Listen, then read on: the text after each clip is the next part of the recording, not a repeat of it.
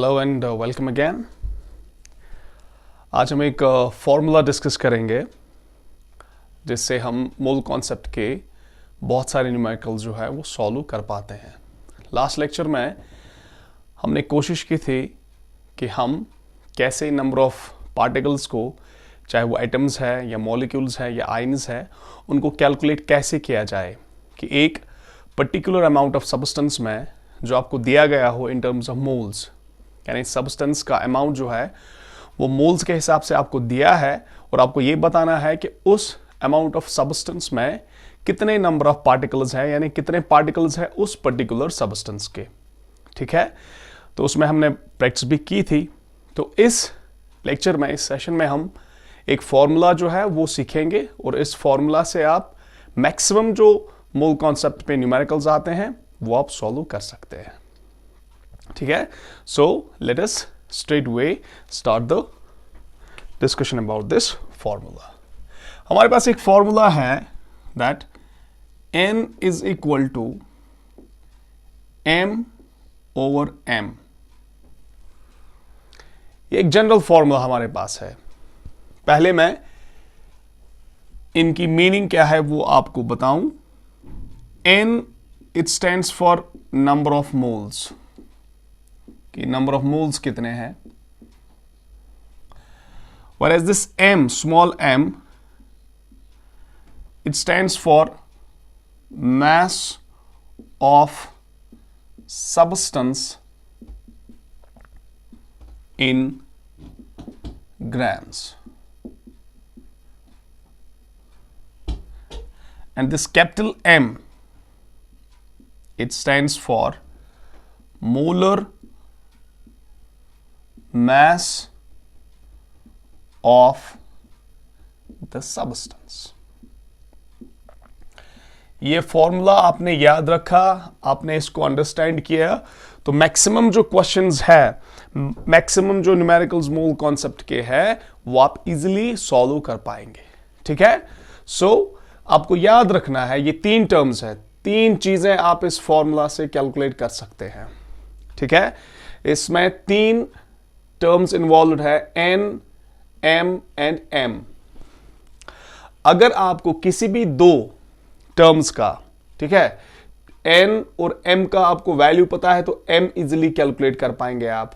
आपको m और m का वैल्यू पता है तो n आप कैलकुलेट कर पाएंगे। ठीक है, और अगर आपको n और m के बारे में इंफॉर्मेशन है तो आप m कैलकुलेट कर पाएंगे। कहने की बात यह है कि इन तीन में से दो टर्म्स अगर आपको पता है, दो टर्म्स का वैल्यू आपको पता है, तो थर्ड टर्म जो है वो ऑटोमेटिकली फिक्स हो जाएगी। ठीक है, so n stands for number of moles, m stands for mass of the substance in grams, simple सी चीजें हैं, और m is the molar mass of the substance. ये मैंने इससे पहले भी कहा है, molar mass is mass of 1 mole of substance in grams। For example, जैसे molar mass of water, it is 18 grams per mole. Molar mass of carbon dioxide is 44 grams per mole. Molar mass of hydrogen molecule, it's 2 grams per mole, जैसा हमने already practice किया हुआ है। ठीक है, now we'll do some examples to understand this formula। okay? तो इस formula के हिसाब से जो क्वेश्चंस आपके हैं, what are the different types of questions that are expected, जो आपसे पूछे जा सकते हैं, वो क्या है, क्या हो सकते हैं, वो भी हम इसमें डिस्कस करेंगे। ठीक है, बहुत ही इजी है और बहुत ही इंपॉर्टेंट फॉर्मूला है जो आपको याद रखना पड़ेगी। Okay, now formula is number of moles is equal to mass of the substance divided by molar mass of substance। So let us straight way go to questions। तो दो चीजें आपके पास है जो पूछी जा सकती है। आपको mass दिया होगा, यानी क्वेश्चंस ऐसे आ सकते हैं, आपको mass दिया है, आपको number of moles बताने हैं कि कितने हैं, और आपको mass दिया है, आपको नंबर ऑफ पार्टिकल्स बताने हैं कितने हैं।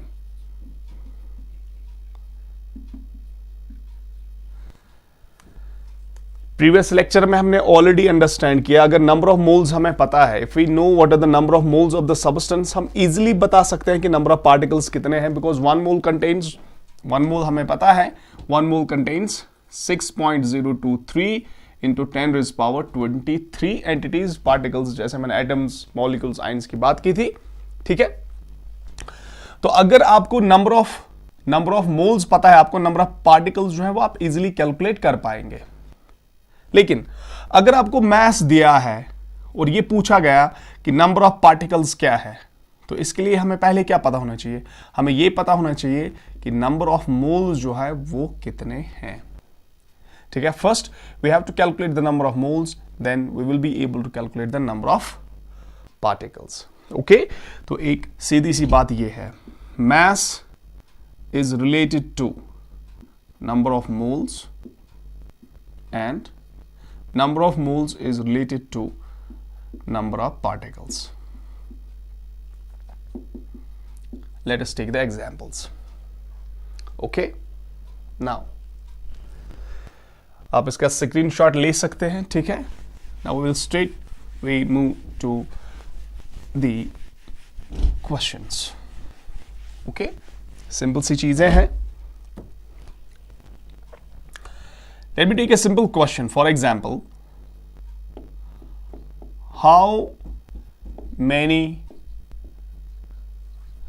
moles are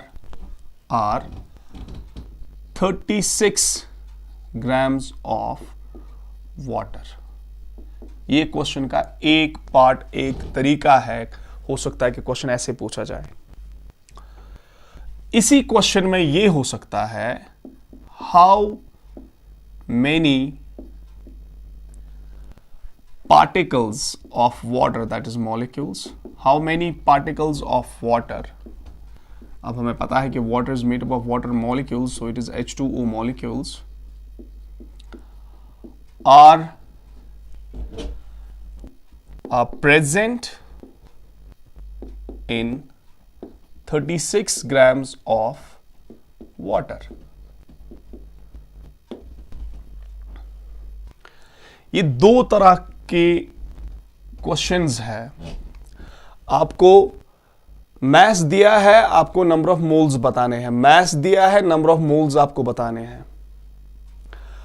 आपको मास दिया है, ठीक है, मास दिया है, आपको पार्टिकल्स बताने हैं कितने हैं। तो सीधी सी बात यह है, अगर आपको यह पता चले कि मोल्स कितने हैं, आप पार्टिकल्स कैलकुलेट कर सकते हैं। तो सबसे पहले अगर इस क्वेश्चन को इस तरह से पूछा जाए और इस तरह से किया जाए कि हमें यह बताना है कि इसमें मोल्स कितने हैं, तो हम बहुत ही सिंपल है, जो फॉर्मूला अभी बताया मैंने, 36 ग्राम। सो एन अननोन है, आपको मास दिया है 36 ग्राम्स, और मोलर मास जो है वो हमें पता है, वाटर का मोलर मास है 18 ग्राम्स पर मोल, 18 grams per mole. Okay, this and this will go. It is simply 18 ones are 2s are, ठीक है, so n is equal to 2. So 36 grams of water contain 2 moles of water. अब इसको और simple तरीके से आप देखेंगे, हमें पता है कि वाटर के 18 ग्राम्स है 1 मोल के बराबर, तो वाटर के 36 ग्राम्स कितने हुए? फिर सीधी सी बात है, 2 मोल्स। अब फॉर्मूला से भी आप इसको इजीली कैलकुलेट कर सकते हैं। अब हमें पता है कि 36 ग्राम्स ऑफ वाटर जो है इट्स इक्वल टू 2 मोल्स। अब ये क्वेश्चन ऐसे नहीं है, अब ये क्वेश्चन ऐसे है, how many particles of water are present in 36 grams of water. तो उसके लिए पहले आप क्या कैलकुलेट करेंगे? Directly n is equal to 2, that is mass by molar mass. Mass दिया है, मोलर मास हमें पता है। अगर पता नहीं है मोलर मास, आप उसको कैलकुलेट कर सकते हैं, जो हमने ऑलरेडी पहले आपको तरीका सिखाया है कि मोलर मास जो है वो आप कैसे कैलकुलेट करते हैं। ठीक है, अगर एटम है तो उसका एटॉमिक मास ग्राम्स में लेना है, अगर मॉलिक्यूल है तो उसके इंडिविजुअल एटम्स का आपको मास लेना है इन टर्म्स ऑफ ग्राम्स। ठीक है, होमोन्यूक्लियर होगा, हेटेरोन्यूक्लियर होगा, तो वो इजीली आप कैलकुलेट कर सकते हैं, ठीक है। तो mass of a molecule is basically the mass of the constituent atoms and how many times the atoms are present in, वो तो हमने डिटेल में ऑलरेडी डिस्कस किया है, ठीक है। नाउ अब आपको ये बताना है कि how many particles are present in 36 grams of water. अब हमें ये पता चला कि नंबर ऑफ मोल्स है 2। Now 1 mole is equal to 6.023 into 10 raised to power 23. Therefore, 2 moles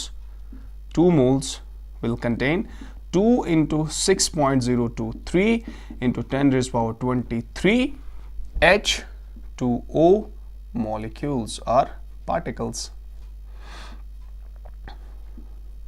ठीक है, so this will be equal to, it will be 640 10 raised power 23, so it will be 1 2 3 1 2 3 12 point this, it will be 1.2046 into 10 raised power 24 H2O molecules,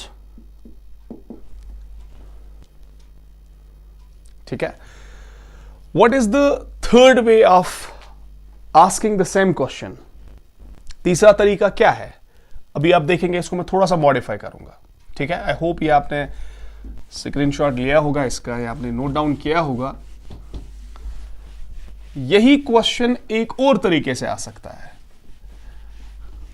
कैसे?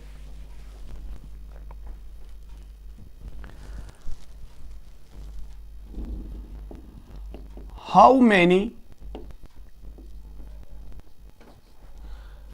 Hydrogen atoms are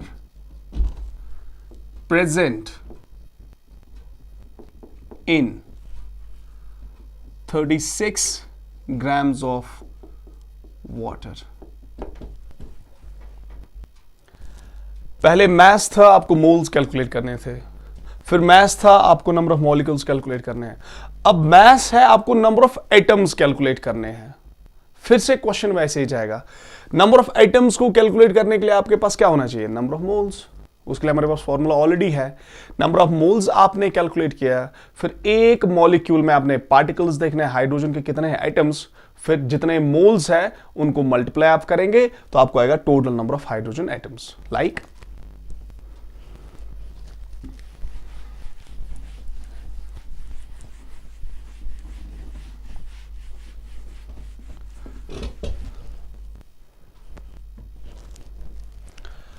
now 36 grams of water we have, so we have N is equal to 36 over 18 grams per mole. Molar mass of water is 18 grams per mole. Okay, this and this will go, it will be again 2 moles. अब 2 मोल आपके पास है water molecules, so 2 moles of water, it means 2 into 6.023 into 10 raised power 23 H2O molecules. This means 1.2 into 10 raised power 24 H2O molecules. आप याद कीजिए previous lecture, last lecture. So number of hydrogen atoms in one water molecule, that is equal to, एक water molecule में कितने hydrogen atoms हैं? 2। therefore 1.2046 into 10 raised power 24 water molecules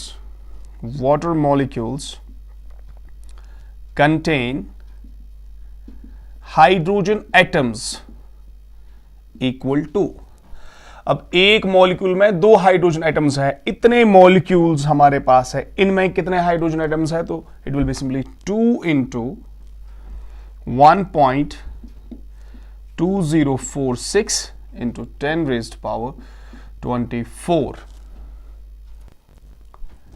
hydrogen atoms.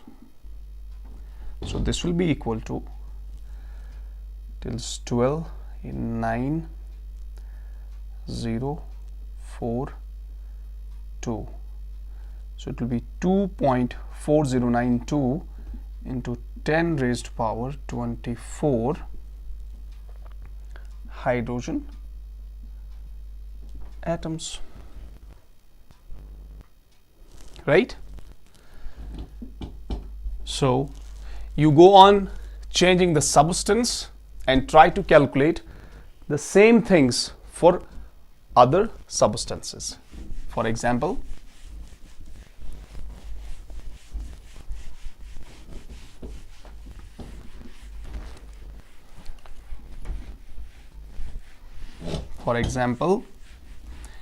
let us take some atoms, then some molecules, then some formula units, that is ionic compounds. Let me take first some atoms.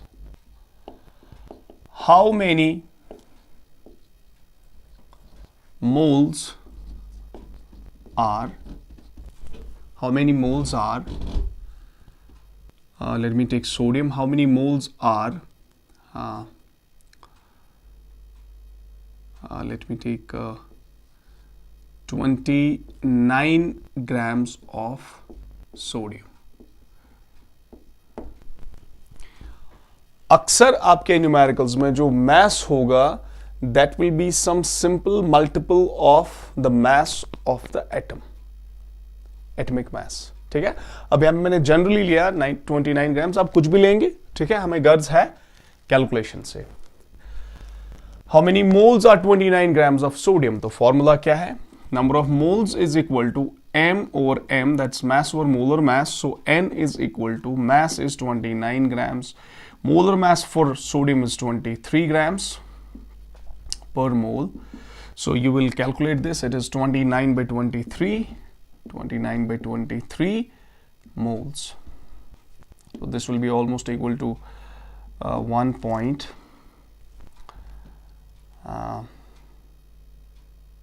1.3 almost. Okay, it will be 1.2. ठीक है, 1.2 point something. ये आप easily calculate कर सकते हैं with help of calculator, उसमें कोई issue नहीं है. ठीक है, सो 29 को 23 से डिवाइड करना, जो यहाँ पे आपको आंसर मिलेगा. इतने मोल्स हैं फिलहाल सोडियम के, कितने? 29 ग्राम्स में. अब इसी क्वेश्चन में क्या हो सकता है? हाउ मेनी मोल्स के बदले सोडियम एटम्स होगा, सोडियम एटम्स होगा are presenting 29 grams of sodium. तो नंबर ऑफ मोल्स आपको पता है.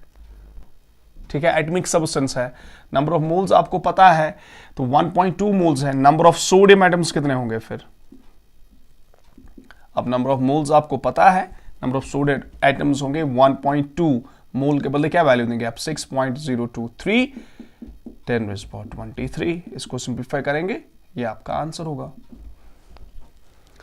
अब डिफरेंट एटॉमिक सब्सटेंस है. फॉर एग्जांपल इसी सोडियम का 6 ग्राम्स ऑफ सोडियम हो सकता है, 10 ग्राम्स ऑफ सोडियम हो सकता है, 12 ग्राम्स ऑफ सोडियम हो सकता है, 46 ग्राम्स ऑफ सोडियम हो सकता है. इसी तरह से सोडियम के बगैर बहुत सारे और एलिमेंट्स जो है उनके मतलब क्वेश्चंस हो सकता है. मतलब just like 29 grams of sodium में 29 ग्राम्स ऑफ एल्यूमिनियम हो सकता है, 29 ग्राम्स ऑफ आयरन हो सकता है, कॉपर हो सकता है, डिफरेंट एलिमेंट्स. तो कहने की बात ये है, when the substance is atomic, आपको सिंपली ये याद रखना है कि हमें जितना मास दिया है उसमें हमें पहले कैलकुलेट करना है number of moles. So number of moles is related to number of particles. आपको नंबर ऑफ मोल्स पता है, नंबर ऑफ पार्टिकल्स आप कैसे कैलकुलेट कर सकते हैं? मोल का वैल्यू देंगे यहां. ठीक है, तो लाइकवाइज ये एटॉमिक सब्सटेंस है. अब और एग्जांपल्स हो सकते हैं जो आप खुद भी ट्राई कर सकते हैं. सोडियम के बदले और कोई एटम ले लो, डिफरेंट मैसेज ले लो एटम्स के. ठीक है, तो इस तरह से आप क्वेश्चन सॉल्व कर सकते हैं. राइट नाउ मॉलिक्यूलर सब्सटेंस में आपको क्या करना है? फॉर्मूला यही है जैसे अभी हमने वाटर का दिया फॉर एग्जांपल. अब डिफरेंट मॉलिक्यूल्स जो हम डिस्कस करते आए हैं, जो आपकी बुक में है, आप उनको प्रैक्टिस के लिए खुद भी कर सकते हैं. जस्ट लाइक अभी मैंने वाटर लिया. ठीक है, आप ग्लूकोज ले सकते हैं, आप शुगर ले सकते हैं. ठीक है, आप H2SO4 ले सकते हैं, आप HCl ले सकते हैं. ठीक है, डिफरेंट टाइप्स ऑफ मॉलिक्यूल्स आप फिर से ट्राई कर सकते हैं. जैसे वाटर का 18 है मोलर मास, इसका 180 है, इसका 382 है, इसका 98 है, इसका 36.5 है। तो you take the different amounts of the substances. और अक्सर मैंने कहा कि जो क्वेश्चंस इस पे आते हैं उनमें अक्सर ऐसे मैसेज दिए होते हैं जिनका कैलकुलेशन आपके लिए थोड़ा इजी है। जैसे अगर वाटर का होगा 18 ग्राम, कभी होगा 27 ग्राम्स, कभी होगा 9 ग्राम्स, कभी होगा 4.5 ग्राम्स। तो इनका हाफ, इनका डबल, इनका 3 टाइम्स, इनका 4 टाइम्स, यानी जो इसका मॉलिक्यूलर मास है 1 टाइम हो सकता है, 2 टाइम्स हो सकता है, 3 टाइम्स हो सकता है, 3.5 टाइम्स हो सकता है, 4.5 टाइम्स हो सकता है, इसका हाफ हो सकता है, हाफ का हाफ हो सकता है, ठीक है, 1/4। तो ऐसे क्या होता है कि कैलकुलेशंस थोड़ी सी इजी हो जाती है, ठीक है। जैसे वाटर का मोलर मास है 18, तो अगर 9 दिया है 9 ग्राम्स, ठीक है, 9 ग्राम्स दिए हैं तो ये इजीली कैलकुलेट हो जाते हैं 1 0 2 0, लाइक 27 दिया है तो 3 होगा, लाइक, ठीक है।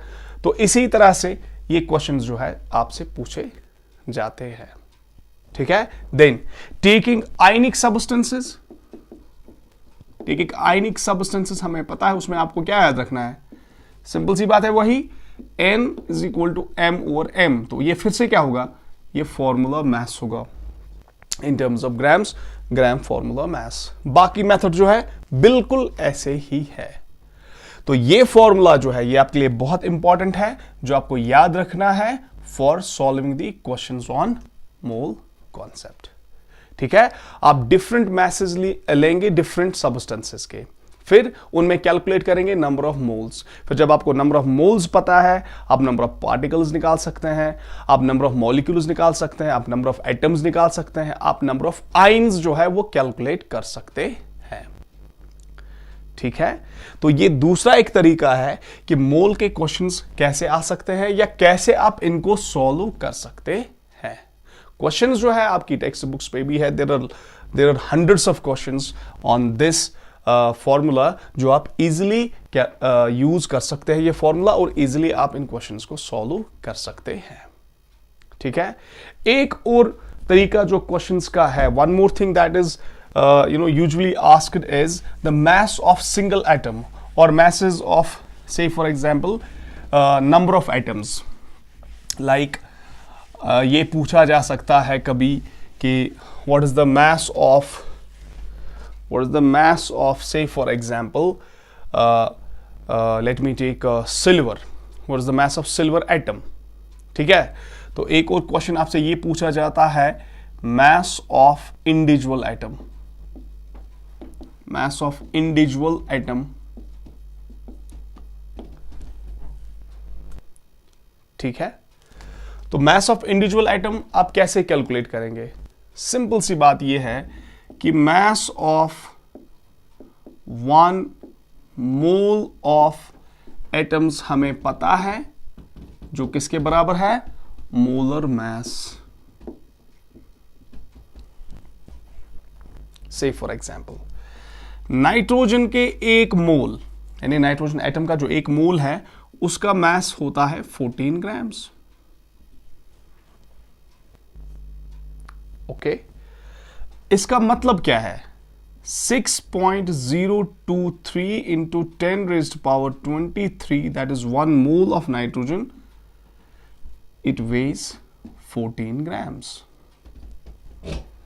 अब हमें एक नाइट्रोजन एटम का मास चाहिए, इतने एटम्स का मास 14 ग्राम्स है, तो एक एटम का मास कितना होगा, 1 नाइट्रोजन एटम वेज, यानी इसका मास कितना है, has mass equal to 14 grams को आप डिवाइड करेंगे 6.023 इंटू 10 रेज़ पावर 23 से।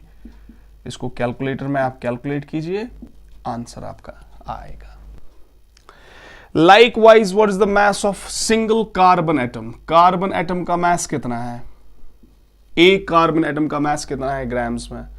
अब हमें पता है 1 मोल ऑफ कार्बन जो है ये होता है 12 ग्राम्स के बराबर, तो इसका मतलब 6.023 इंटू 10 रेज़ पावर 23 जो है ये है 12 ग्राम्स। तो 1 कार्बन एटम का मास कितना होगा, 12 grams divided by 6.023 into 10 raised power 23,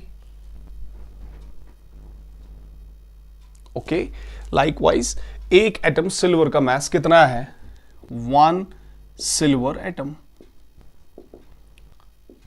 हमें पता है सिल्वर का मॉलिक्यूलर मैस है, ये मोलर मैस है, सॉरी मॉलिक्यूलर मैस नहीं, molar mass. 1 mole of silver जो है ये है 108 ग्राम्स के बराबर। तो इसका मतलब क्या हुआ, 6.023 इंटू 10⁻23 एटम्स ऑफ सिल्वर जो है इनका मैस है 108 ग्राम्स। तो 1 सिल्वर एटम का मैस कितना होगा, 108 डिवाइडेड बाय 6.023 इंटू 10⁻23। अब कभी क्वेश्चन जो है थोड़ा सा ट्विस्टेड होगा। अब एक एटम का नहीं, अब 10 एटम्स का मैस कितना होगा, 20 एटम्स का मैस कितना होगा, 100 का मैस कितना होगा। इसमें सिंपल सी बात है, आपको एक एटम का मैस पता चला, आपने कैलकुलेट किया, तो 2 का कितना होगा, 2 मल्टीप्लाइड बाय दिस। 3 का कितना होगा, 3 multiplied by this. 10 multiplied by this, 100 multiplied by this. ठीक है, से फॉर एग्जांपल एक एटम सिल्वर का मैस है 108 डिवाइड बाय 6.023 इंटू 10⁻23। अब 10 सिल्वर एटम्स का मैस कितना होगा, ये एक का है तो 10 का कितना होगा, मल्टीप्लाइड बाय 10। 20 का कितना होगा, मल्टीप्लाइड बाय 20। 30 का कितना होगा, मल्टीप्लाइड बाय 30। 1000 का कितना होगा, मल्टीप्लाइड बाय 1000। एक मोल का कितना होगा, multiplied by mole, that and this term will cancel, 108 grams. बहुत सिंपल है। ठीक है, तो ये कुछ डिफरेंट तरीके हैं जिनसे मोल में आपसे क्वेश्चंस पूछे जाते हैं। द डिफरेंट वेज जिनसे क्वेश्चंस जो क्वेश्चंस आपसे पूछे जा सकते हैं, फॉर्मूला वही है। मतलब मैं इसको थोड़ा सा फिर से रिवाइज करूंगा। आपको ये पता होना चाहिए कि आपके पास सब्सटेंस का अमाउंट कितना है इन टर्म्स ऑफ मोल्स। ठीक है, उसके लिए फॉर्मूला आपको चाहिए। आपको मोल पता चला, आप नंबर ऑफ पार्टिकल्स जो है उनका नंबर ऑफ पार्टिकल्स वो आप कैलकुलेट कर सकते हैं। आपको एक मोल का मैस पता है, आप एक एटम का मैस, 100 एटम का मैस, 1000 एटम का मैस, जितना भी कैलकुलेट करना है आप इजीली कैलकुलेट कर सकते हैं। ओके, तो इंपॉर्टेंट फॉर्मूला वही है जो मैंने अभी लिखा, n is equal to m/m। तो उससे क्या पता चलता है, आपको मैस दिया है, मोलर मैस हम कैलकुलेट कर पाते हैं, तो नंबर ऑफ मोल्स कैलकुलेट करेंगे। नंबर ऑफ मोल्स आपने कैलकुलेट किए, आप नंबर ऑफ पार्टिकल्स कैलकुलेट कर सकते हैं। और एक मोल का मैस हमें पता है, मोलर मैस है। अब एक एटम का चाहिए, अब एक मोल का 6.023 × 10⁻23 पार्टिकल्स का मैस आपको पता है। अब एक पार्टिकल का मैस कितना होगा, अब ये एटम्स की बात है। अभी आप मॉलिक्यूल्स पे जाएंगे। से फॉर एग्जांपल एक मॉलिक्यूल वाटर का मैस कितना है इन टर्म्स ऑफ ग्राम्स, एक मोल का 18 ग्राम्स है, तो एक का कितना होगा, 18 divided by 1 mole, that will be the mass of one molecule of water.